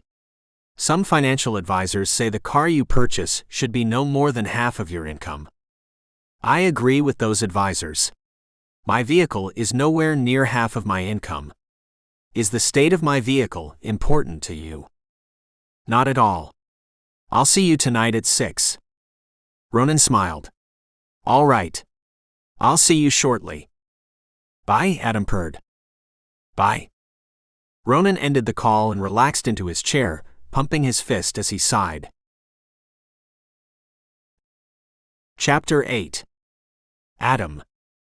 After Ronin's call, Adam buzzed around his house, stripping in and out of several outfits until he settled on a pair of fitted jeans and a casual t-shirt. He threw a blazer over his shoulders and peered at himself in the mirror before combing through his hair, tucking short locks behind his ears. When Ronin's vehicle rolled up the driveway, he dashed from his room and yanked the front door open, as his heart jumped into his throat, swelling there as the older man peeled out of an energy-efficient vehicle wearing a collared shirt, khaki slacks, and his dark, thick hair around his shoulders. He looked his age but sharp and lively at the same time, and Adam's mind flashed back to the night they spent together. He knew exactly how lively the older man was, too. Adam wet his lips as Ronin followed the sidewalk to the front door, stepping up 3 shallow steps before posting himself directly in front of the dancer. "Good evening." He extended his hand to Adam. "Hey. You look nice." "So do you. It's good seeing you again, but I forgot to confirm. Are you still canceling your appointment?" "I'll let you know after tonight." Adam arched in his casual loafers and breezed past Ronin, catching the heady scent of his cologne as he moved. Ronin smelled as delicious as he had the first time they met, and Adam's mouth watered. "I didn't know you liked arcades." "I suppose I don't frequent them, but it was an opening certificate to all the surrounding businesses. That doesn't bother you, does it?" Adam slipped into the vehicle and buckled himself in. Truthfully, he appreciated the more modest vehicle and the modest choice of date. He suspected the chiropractor had more than enough money to take him somewhere nice, judging by his easy confidence, his still relatively expensive car, and the flooring in his office. It was marble. Ronin had money, even if he was modest about it, and Adam appreciated it. He didn't need another man wiggling into his life, throwing dollar bills towards him in hopes of impressing him enough to quit dancing. He didn't need a sugar daddy, either. "No, actually. It doesn't." Ronin nodded, sighing. "Good. We can go to dinner afterwards if the food at the bar isn't worthwhile." "Okay. I actually wouldn't mind burgers again." Ronin rubbed his chest at Adam's suggest. "Oh, we'll see." He frowned. "Oh. Sorry, shit. We can get something somewhere else. All the fat and grease is terrible, I know." No. If you would prefer a burger, I can select something with less fat on the menu." Adam chuckled. "No, really. I should probably eat something besides burgers and mac and cheese. What saves me is all the time I spend dancing and how much water I drink. I probably have terrible arteries and high cholesterol too. At the risk of sounding old, these are things you should work on now, lest you need pills once you're my age." "I'll remember that." Adam rolled his eyes even as the smile on his face grew. If Ronin had been a person his own age, they would have talked about what celebrity did what with who or the latest college football team, but Ronin's conversations were different. Adam preferred them. As they pulled into the bar, he unbuckled his seatbelt and accompanied Ronin to the door, brushing shoulders with him as they walked. He walked a half step behind Ronin, letting the older gentleman lead the way, and he showed his identification card when they reached the entrance. Ronin handled the rest of the requirements before ushering him through to the main body of the building. The interior was full-on dark mode, with soft overhead lights, sparkling games, and a roar of noise. Ronin touched his fingers to the back of Adam's hand, hooking his thumb around Adam's smallest finger and bending, murmuring into his ear. "What would you like to play? Do we need tokens or something?" "Yes." Ronin handed him a plastic card. "Should I fill it with money?" Adam flicked his eyes back to Ronin. "I believe it is full enough for the night already. I put money on it." "How much?" Adam implored. His curiosity got the best of him. Ronin simply smiled and looked around the establishment.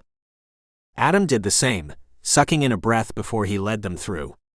The majority of the games were vintage, so Ronin was familiar with quite a few of them, and his face lit up in a boyish smile each time he sat down at one. They played for hours, both as teammates and as rivals.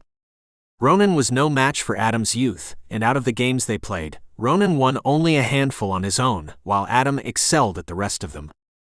After a virtual off-road racing game, Adam's stomach rumbled, and he slithered off the well-worn seat, flicking his eyes to Ronin.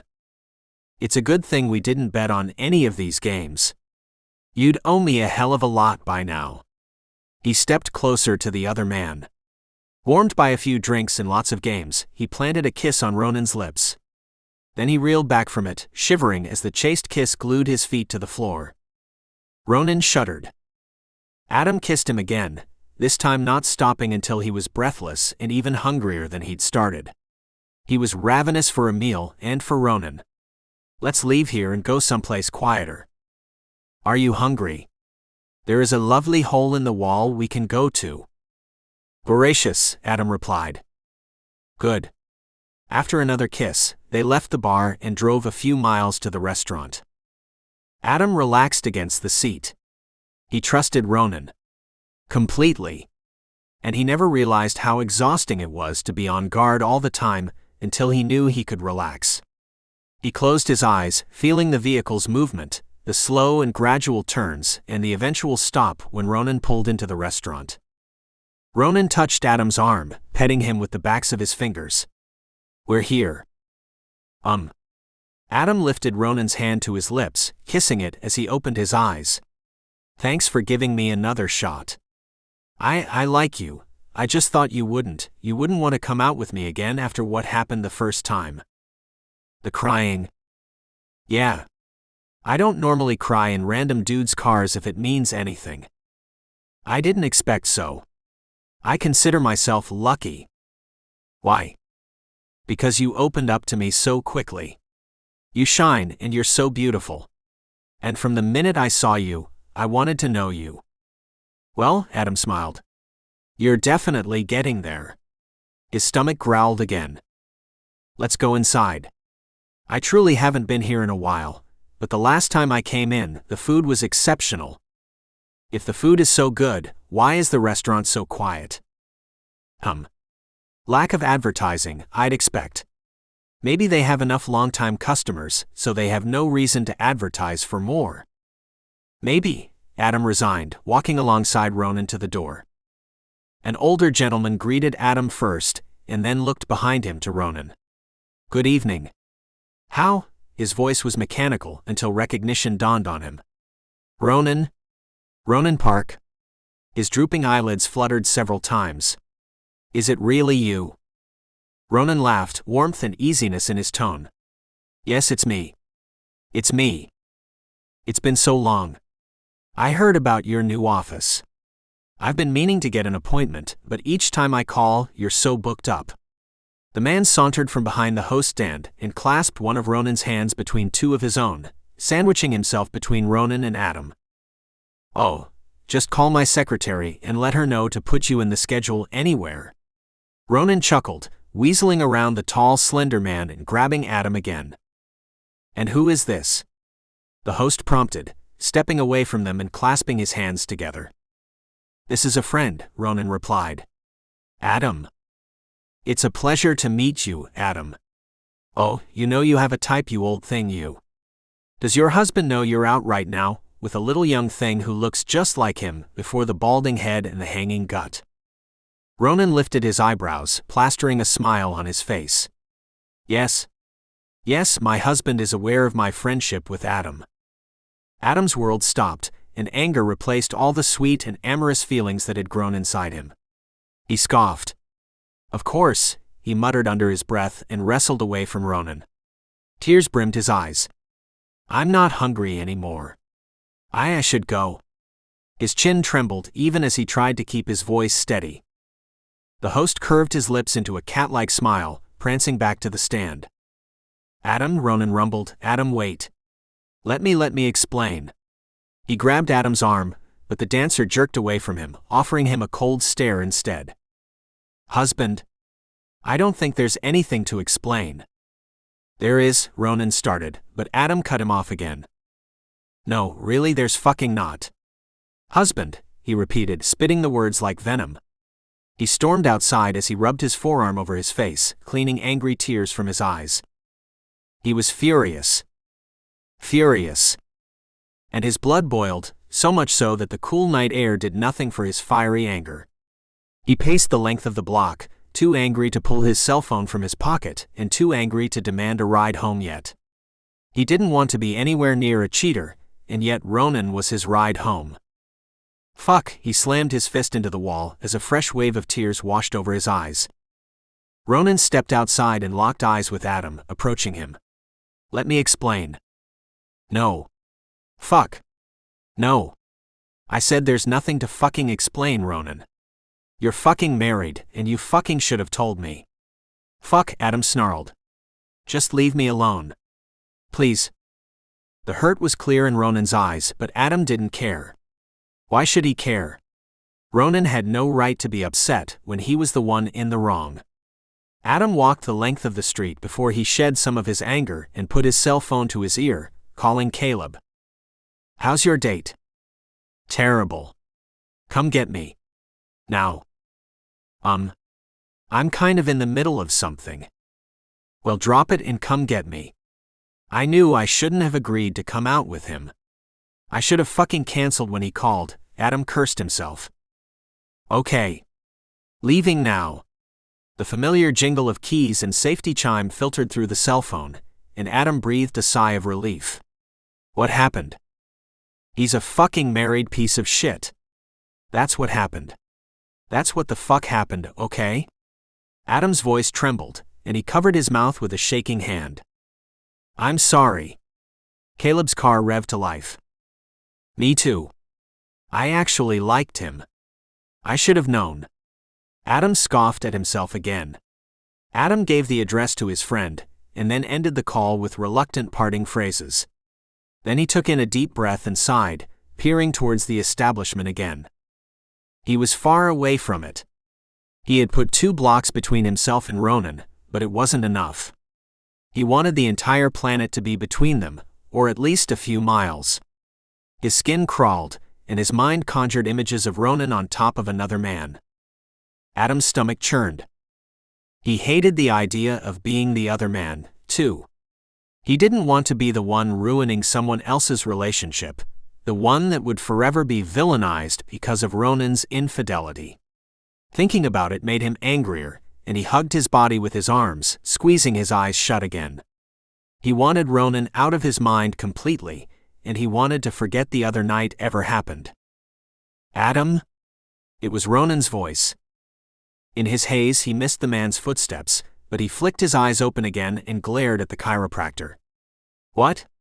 What could you possibly want? I want to explain myself. I already told you, I'm really not interested in hearing what you have to say. I don't think you have anything to say that's going to make it better.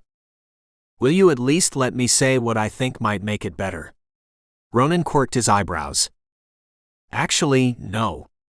I don't want you to say what you think is going to help, either. I'm pissed, Ronin. I'm pissed and I'm done. I'm not going to be the other person, Adam repeated. I'm not. You're not the other person. Oh, so he is then? I bet you plan to leave him for me, don't you? That's so much better. Now I feel loved and appreciated so much more. His words were venom. He opened his mouth for a second retort, but a familiar car turned the corner. Forget it, he muttered and moved past Ronin, climbing into the passenger side of his friend's vehicle and slamming the door closed. You good? Yeah. Adam rubbed his temples. I'm good. Let's go. Chapter 9. Ronin. It had become nearly impossible to focus on his work after his date with Adam. At this point, they were 2 for 2 on bad dates. In fact, at this point, there was never going to be a third date to see if their dating life could improve, and he had mixed feelings about it. He cursed the host for bringing up his husband in the first place. The man had died. Years ago. How could he have not known that? Then he cursed himself for not communicating it. Had he been wrong to assume 20 years was enough time for his marriage to not come up in polite conversation? Had he misstepped by not mentioning it? He rubbed his hands over his face as he collapsed in his seat after his last appointment of the day, staring blankly at his filled appointment book. He had a host of clients, but none of them were Adam. Worse, he would have traded all his clients to have Adam in his office. His secretary buzzed, and he pressed the speaker button on his office phone. "Yes?" He grunted, masking the emotion in his voice. "Darius is here to see you. He said you guys have business to discuss. Can I send him back?" "Of course." Ronin slammed his appointment book closed and pushed it away from him, sitting back in his seat and looking expectantly towards his office door. Darius entered it 5 minutes later with a smile plastered on his face. Ronin couldn't match it. "Good news. I formed the LGBTQIA+ Chiropractors Alliance, and we already have a designer working on the website and the official logo. I know you liked the one you created, but we need something a little more professional looking." "Okay." Ronin nodded. "Okay? That's all I get. A vague okay. Sure. What did you want me to say, Darius?" "I want you to sound interested in the organization you wanted to create that I've been doing all the legwork for." "I'm sorry. I'll be more involved from now on." "Okay, that's not the answer I was looking for. The hell is wrong with you? This whole thing was your idea until we went to the club." Ronin pressed his lips together, grinding his teeth before sighing. "I met someone. The kid who took you upstairs." Ronin exhaled a gust of breath. "Yeah, him. Right on. He was damn good looking. I support it. Is he why you needed my car?" "Yeah. Thanks again for letting me borrow your vehicle." "No problem. Anything for a friend." Darius clapped Ronin's shoulder. "So, if you met someone, why are you acting like someone kicked your puppy and pissed on your face?" Ronin twitched. "Because we're over. We went to the club barely a month ago." "What do you mean, you're over?" "I mean," Ronin inhaled, holding his breath for a few seconds and then exhaling, he's upset because he thinks I'm still married." "Didn't your partner die 20 years ago? How'd it even come up?" "We went to this old restaurant and the host brought it up." "And you didn't just smooth it over, why?" "He didn't give me a chance. He stormed off before I could explain. Hell, he didn't even want my explanation." "Damn. Not to say you shouldn't have told him, but I've heard strippers can be a little picky about that. I guess they get used a lot or something, always ending up as the other man or woman." "I guess." Ronin shrugged. "Well, do you want my opinion?" "Your opinion?" "Yeah. Do you want my opinion on what you should do?" "Not particularly." "Good. The thing is, what the host said was a lie. You're not married. Adam did deserve to know about your marital history, but it's not a mandatory conversation. What you should do is get off your ass and talk to him." "He won't answer my calls." "Then do it the old-fashioned way. Show him you're serious and that you have more to say than an apology." Ronin winced. "I don't know. Do you want him?" "Yeah. I want to be with him. When I'm with him, time stands still and everything is amazing. I don't feel like I'm almost 50, and I don't see him as so much younger. We work. We fit." A smile touched Ronin's solemn features as he thought about their near-perfect date. The arcade had been perfect, and so had the conversation. They had connected on a level that surpassed age, and Ronin was desperate for more of what Adam had. "Okay, well, if you want him, show him. That's what my mama always said." "Well, thanks for the advice from your mother." Ronin rolled his eyes. "Nah, man. I'm serious. If you want him, you need to leave here, get a nice bouquet of flowers. Get them from a florist, not from the grocery store, and go over there. If he slams the door in your face, then so be it, but you don't give up until you've tried everything, and right now, you haven't tried everything." Ronin groaned, knowing Darius was right. Fine. I'll do it. What about the organization and the logo?" "What? What about the reason you came here?" "Oh, that. It can wait. Let's get your shit straightened out, and then we'll talk about the organization again. Ronin grunted. Fine. Yup. The florist on Main and Washington is my favorite. Go there and tell her Darius sent you. Ronin massaged his temples. Why do you have a favorite florist? Because I buy a lot of flowers, obviously? Darius lifted his eyebrows. Ronin blinked. Okay. Well, if there is nothing else, I should get over to your favorite florist and gather some flowers. And work out what you're going to say. It should start with an apology. For? Just apologize. It'll make everything else easier, even if you weren't technically in the wrong. Ronin grumbled, rubbing his hands down his thighs. I'll think about it. Yeah, think long and hard about it. If you want this guy, you may want to start with your apology, so he'll keep the door open. I'll think about it, he said again, standing this time. Let me walk you out.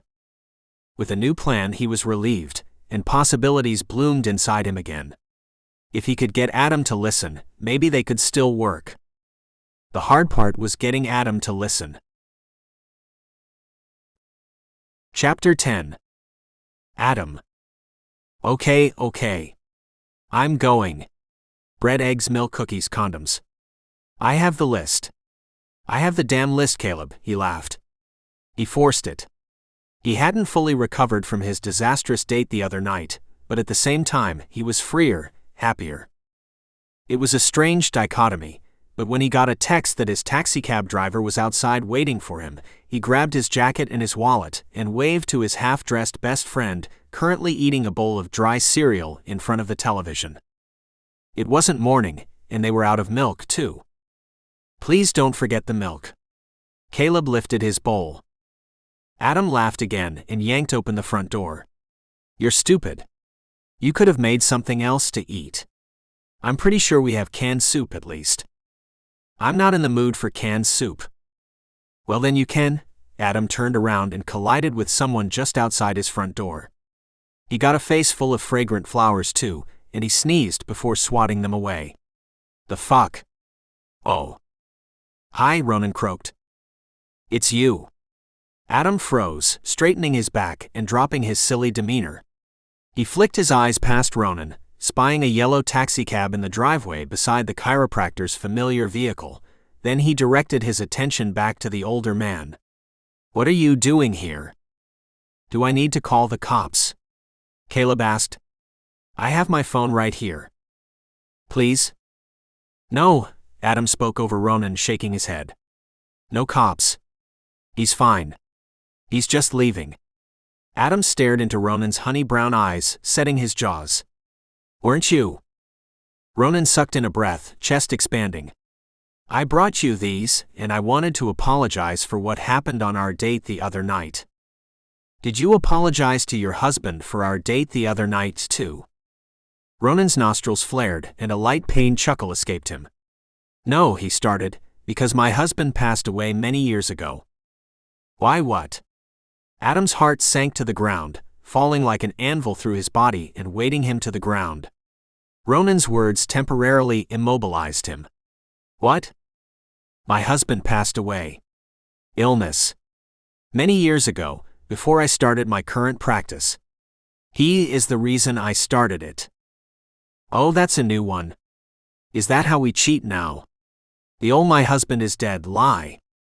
Caleb piped up from the couch. Be quiet, Caleb, Adam snapped. I will when he shows receipts. Otherwise, I have no reason to believe him. Be quiet, Caleb. Ronin deteriorated in front of him.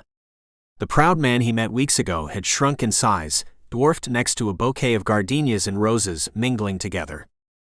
You brought me flowers? Adam prompted. As an apology.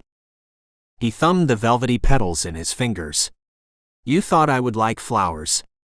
Why? Well, truthfully, it was my friend's idea. I have never bought anyone flowers before. Then Ronin winced. Should I have lied? Adam giggled. No. Let me take these. I was about to run to the store, so Oh. I shouldn't keep you then. I should go. Ronin propped his hands on his waist, adding another light chuckle to his words. His nervousness seeped through his pores, and Adam found it refreshing. Yeah, you should go. Still doesn't have receipts, Caleb reminded the pair. Oh my God. I'm so sorry. He just doesn't. He's protective over me apparently. Apparently so. Everyone needs one good friend. Ronin touched Adam's cheek. It's not important for him to believe me though. Do you believe me? Adam covered Ronin's hand, sliding his fingers through Ronin's. He searched his face. Honesty and kindness shone through, both things he had noticed when they first met. His insides constricted and his stomach fluttered. Yes. Yes, I believe you. A light smile touched Ronin's face. Thank you, he whispered and planted a shy kiss on Adam's lips. I'm sorry I didn't say anything sooner. I didn't. I don't want you to think I was hiding it. No, it's okay. I get it. Adam accepted the kiss. Look at the two lovebirds. So, about the groceries? Ronin cleared his throat. Oh my God. I'm getting the damn groceries, Adam groaned, resting a hand on Ronin's shoulder. Will you take me to get groceries? Please? Before my roommate dies of hunger. Of course. I have to stop by the office first, as I realized I left some important tax files there, but then I can take you to the grocery and bring you home, of course. I will be back in 30 minutes. Adam knit his eyebrows in thought. Or I could come with you now. I suppose you could, but my office is out of the way. Yes, but I don't mind riding with you. He bit his lip. The taxicab driver left. Well, all right then. I can't say I could ever dislike your company. Good. Adam smiled. Then let's get going. He passed Ronin and strolled to his vehicle, glancing at him over his shoulder. Things made sense again. Not that he would ever wish sadness on Ronin, but the truth of his words meant he hadn't been lying before. It meant what was between them was real. Solid. Concrete. Most importantly, it allowed Adam to let long-buried feelings take their first shy breaths. Once they were on their way to Ronin's office, Adam glanced across the vehicle, chewing the inside of his cheek before parting his lips for words. Hey. I owe you an apology too. I should have let you speak the other night. I got so angry because it's my profession in some ways to deal with married men or men in long-term relationships. My job is being the secret, and I didn't want that for my personal life.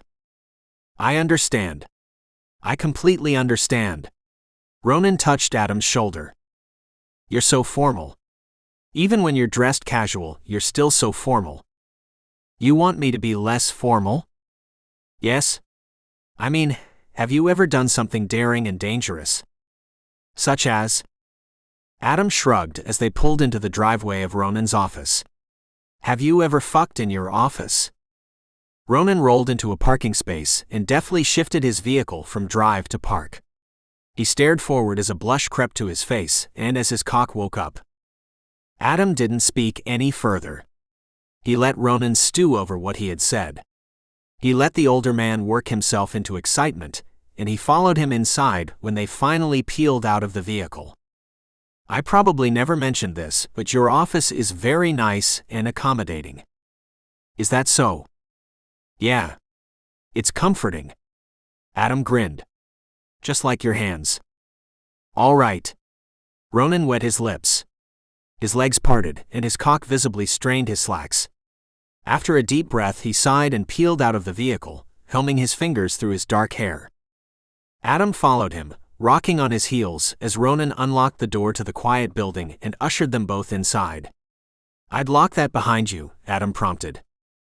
Ronin's mouth dropped open, and he worked his lips around a protest before he stopped, shook his head, and locked the door, leaving the keys hanging in the knob before he turned back to Adam.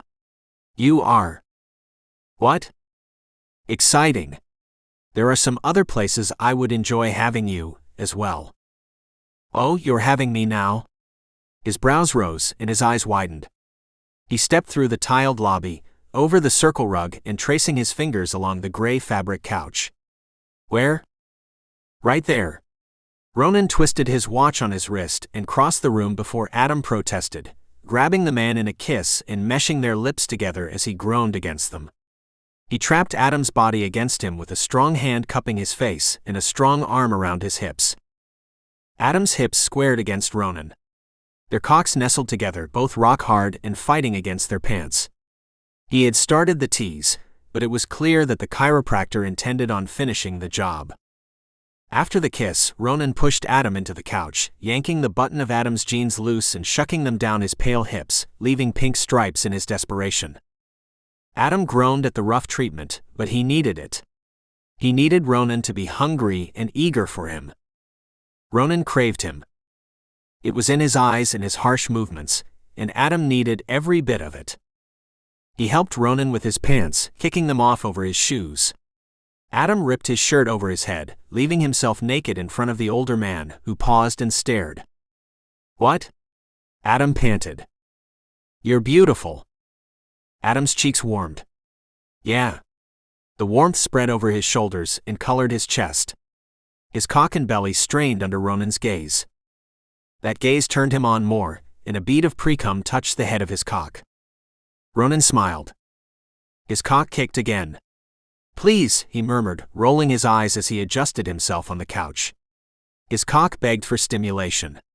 The pink head smeared moisture across blazing skin, and he reached down for himself, gripping the base of his cock and cupping his balls. The older man purred. "Please what?" "Get on top of me," Adam whispered. "Fuck me. We only have a little bit of time. I don't want your friend to go hungry all night." Adam arched. "I know," he whined, stretching his hands towards Ronin. Ronin pulled a condom from his wallet and tore it open with his teeth. Adam quirked his eyebrows, rumbling and smiling. "You came prepared?" "Since our first night," Ronin replied as he released his cock from his slacks and slid the condom over it. Adam squirmed with anticipation. His ass relaxed, already prepared and anxious for the invasion. And Ronin didn't disappoint. The man covered him and rooted himself inside Adam, stretching him open gradually with those first few preliminary strokes before falling into a rhythm. Adam groaned. His toes pointed and his hips rolled against Ronin's. The chiropractor pinned him against the couch with his legs open and exposed, and the raw position surprised him, but thrilled him all the same. He hadn't expected Ronin's primal energy, but he drowned in it. He was happy to be the older man's prey. Ronin showered him with affection, kissing and nibbling and biting his skin, leaving red marks along his neck. "You're beautiful," he said, lips brushing over the shell of Adam's ear. The quick fuck and the soft affection didn't match, but they went together, and Adam found himself in a circle of pleasure. His orgasm brewed inside him from the sex, and the kisses and sweet nothings coaxed it to the surface. They set his skin ablaze with arousal in a way he had never experienced, and his body trembled under Ronin as he approached his climax. Close? It was a record speed for him, too. 5 minutes, at the most, of Ronin's body over his had him feverish and taken with his own excitement. Ronin hadn't known his spots when they started, but he'd grown even after their first session. His fingers were magical as they moved over Adam's body, making him sing with pleasure. "Come for me," Ronin demanded, planting a kiss on Adam's neck. "Go on." He licked him. Adam's legs closed around Ronin, and he threw his head back as his orgasm took off inside him. It was a volcano, erupting as every muscle in his body tightened, and the pleasure spread through him. He was frozen under Ronin as his cock exploded, spraying ropes of cum over Adam's bare torso and Ronin's clothes. "Fuck," Adam gasped, gripping the hem of Ronin's shirt. His ass clenched tight around Ronin, and the other man groaned over him. His hips still moved, but before they had been smooth and rhythmic. Now they were shaky and irregular, and his cock pulsed. Adam groaned again. "Fuck. You feel so fucking good, baby." When Ronin's orgasm released him, he hovered over Adam, panting and licking his lips. "Good," he hissed, gripping the back of the couch as he lifted off of Adam and collapsed next to him. "Maybe you should start going to the gym, old man. if you're having trouble keeping up with me. Ronin grunted. Is that so? Adam nodded. But I guess with enough sex, we can increase your stamina without the gym. Ronin rubbed Adam's bare thighs. Noted. Let me get changed for the grocery store. I think I have an extra shirt in my office. He tipped his head towards the back of the establishment, the part they hadn't made it to. Adam nodded as Ronin peeled himself off the couch. Okay. I'll just wait here. Please. With that, the chiropractor disappeared in the second half of the building, leaving Adam to his spent cock, aching muscles, and his thoughts. He had only a few of them though, but his thoughts terrified him. He'd already made plans with Ronin. It wasn't much, but he knew he wanted to see him again, and again, and again. He wanted to spend holidays with him and watch him stand over a stove, making candied yams and roasting vegetables. When Ronin returned, Adam sat up on the couch, letting cold cum slide down his lean belly. Ronin had changed shirts, and he looked just as sexy in the new one as he had in the old one. He also had a damp towel in his hand. For you, he explained, offering Adam the towel. Thanks. He nodded. I love you. Adam blinked, pausing midway through his process and peering up at Ronin. What? Ronin sucked in a deep breath. I know it is probably too soon, but I never thought I would feel this way about another person again. I love you. I'm old. I don't require 6 months of dating to know who I want to be with. Oh, I was just, Adam flushed. I love you too. Ronin nodded, planted a kiss on Adam's lips, and handed him his clothes. Not that I don't enjoy seeing you undressed, but we should get to the grocery sooner rather than later. Adam's color deepened, and he closed his eyes. His heart swelled in his chest. Ronin's soft compliment was better than all the money he made as a dancer, and all the men pawing at him each night. That little anecdote made him feel sexy and powerful and wanted at the same time. Yeah. Okay, but I want to go again later.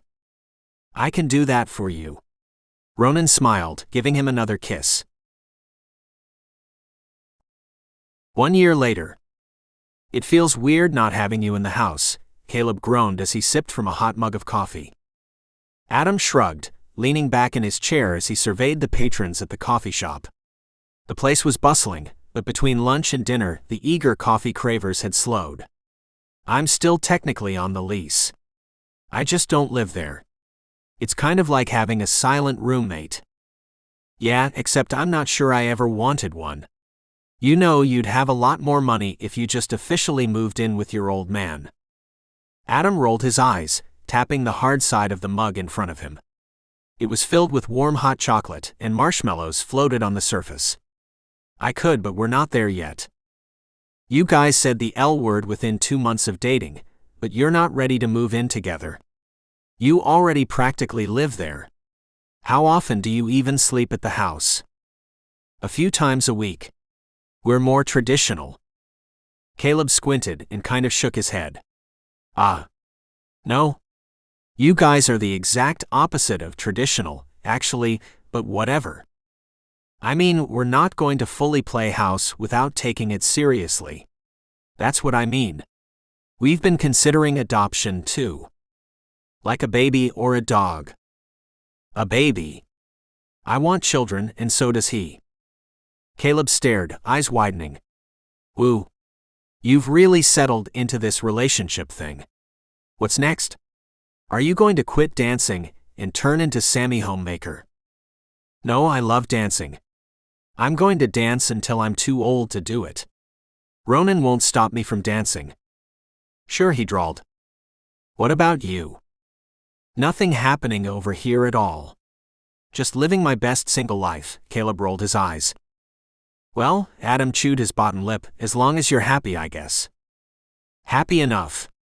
Don't worry about me. Caleb grinned. I can get dick when I want it. There's no shortage. It's not all about the dick, though. And you sound like a virgin. It's definitely plenty about the dick. Adam laughed. Sure. Okay. The dick is a big factor then. Huge factor, really. Huge. You may want to invest in a toy if you need something that big. Adam rolled his eyes, glancing at his cell phone as it buzzed. Oh shit. I'm late. I need to get going. What's up? It's nothing serious, but I promised Ronin I'd meet him and a photographer at the park. He wants new photos for his website with diverse scenes or something. I don't know, some marketing thing. Do you need me to drive you? No, it's only a few blocks away from here. Caleb nodded. Well, okay then. It's good seeing you're still alive with all your limbs. Adam scoffed. You know I'm alive. I'll see ya. Don't forget we wanted to see that new movie next week. I haven't forgotten. You don't forget. I won't. Adam grabbed his coffee mug and headed for the exit, speed walking down the street until he reached the park. He arrived a few minutes late, but the photographer was busy with his equipment, and Ronin had his cell phone in his hands. Adam kissed Ronin in greeting. Hey. Oh. Hello. Ronin kissed him in return. We are almost ready to start. We've spent all morning browsing the park and looking for the most scenic views. Yeah? Indeed. I think we've finally selected one. With a hand on the small of Adam's back, Ronin led him through the park, stopping in front of a shallow stream with a cobblestone bridge.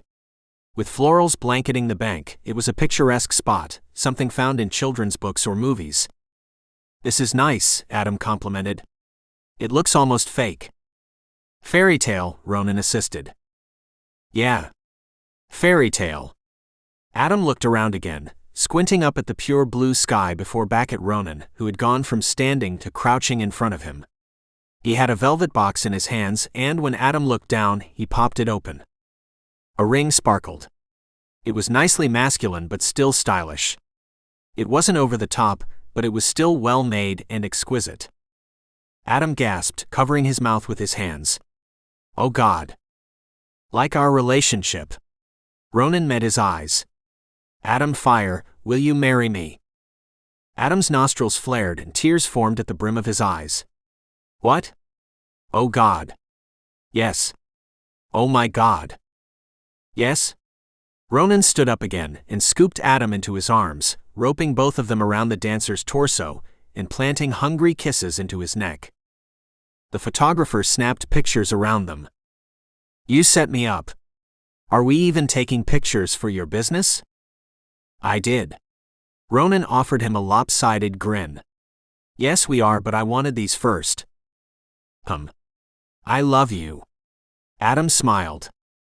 I love you too. Ronin returned the smile, stealing a kiss to Adam's lips.